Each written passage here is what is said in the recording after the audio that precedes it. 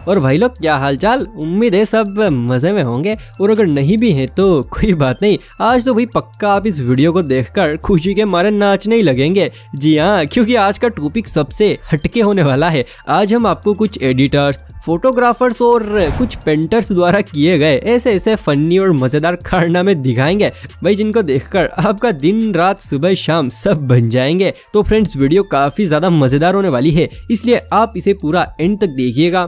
तो चलिए फिर बिना टाइम वेस्ट किए शुरू करें हम आज की इस मसालेदार वीडियो को। दोस्तों, कहते हैं कि कुत्ते की पूंछ टेढ़ी की टेढ़ी रहती है। वैसे देखो, मैंने तो कभी सीधी करके देखी नहीं है, लोग कहते हैं, अपन सुनते हैं। और मेरा एक बार मन भी हुआ था कि मैं एक बार कुत्ते की पूंछ को सीधी करके देखूं, लेकिन ये फोटो देखने के बाद मेरा पूरा मन बदल गया। अगर कुत्ते की पूंछ से हम इतने अच्छे पोज ले सकते हैं तो फिर सीधी करके क्या करना। देखो, हम सबने शक्तिमान को तो बहुत बार देख लिया, लेकिन अब मिलिए आप हमारे नए शक्तिमान से। सॉरी, शक्तिमान नहीं, पप्पूमान से।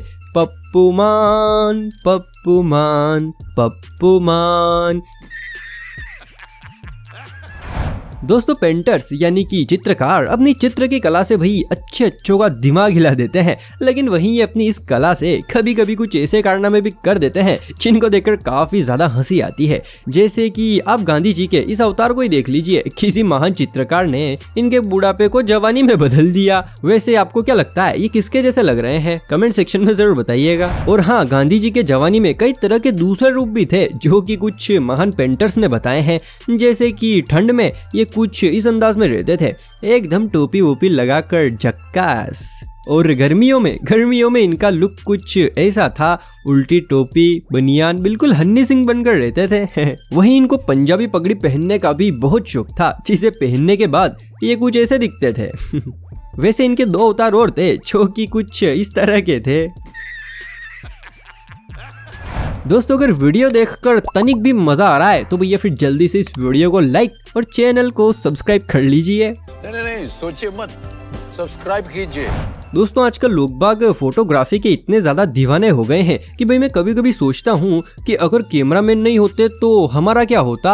अब दोस्तों, इन्हीं कैमरामैन को देखकर हम भी इनके जैसे स्टाइल में फोटो खींचने की कोशिश करते हैं, लेकिन हम फोटो खींचते वक्त कुछ ऐसे दिखते हैं। सच में, अगर ये कैमरामैन अपनी टांगों को थोड़ा सा और चौड़ा जो कर देता ना, तो भाई साहब पेंट के साथ इसका सब कुछ फड़ा डाडा हो जाता।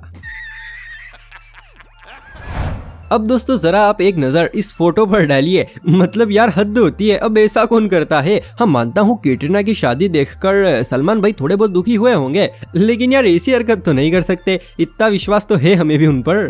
दोस्तों, एक रोटी वो होती है जो कि पूरी पकी हुई होती है और एक थोड़ी सी कच्ची। अब कुछ ऐसा ही हाल यहाँ पर भी है। ये है रियल सुनील शेट्टी, जो कि पूरी तरह से भैया पके हुए हैं। लेकिन दोस्तों, अब मिलिए आप इस सुनील शेट्टी से जो कि हल्की आंच पर भुना हुआ है। भगवान तो इसको पूरा सुनील शेट्टी बना रहे थे, लेकिन तभी अचानक से लाइट चली गई, इसीलिए बेचारा कच्चा रह गया।